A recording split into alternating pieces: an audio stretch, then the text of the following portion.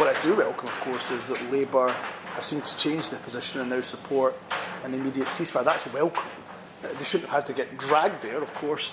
What I'm concerned about is that we're now hearing, if our motion is selected, and it is, of course, the SNP's Opposition Day debate, if our motion is selected, that Labour might now not support it.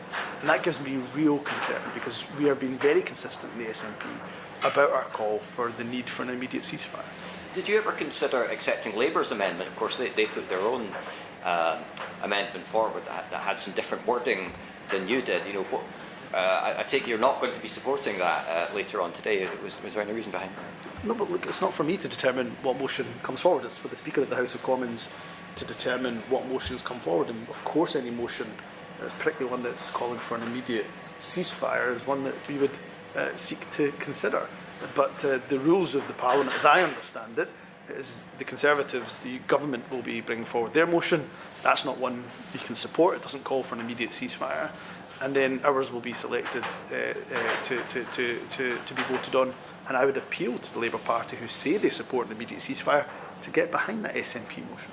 On that government amendment, I think their wording was an immediate humanitarian pause. Can you maybe just explain why you don't think that's acceptable? We know why is there such a difference in your mind between that and an immediate ceasefire? Because actually what's important is the rest of that motion, and it doesn't, I don't think, call for an immediate cessation of the violence.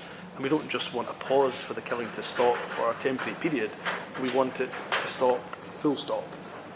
There is no comfort, I think, or very little comfort for people in Gaza to know that the killing might stop for a period of 24 hours, 48 hours, and then resume again. And what everybody has a concern of at the moment in the international community, quite rightly, is the very precarious situation those millions of people in Rafah are now potentially facing. So there should be an immediate ceasefire. By the way, let's remember ceasefires for all sides, both sides involved in this conflict, to stop the violence. That we need that immediate ceasefire, we need a release of the hostages, and diplomacy is going to end up stopping the violence in the long term, as opposed to, of course, the killing of innocent men, women and children.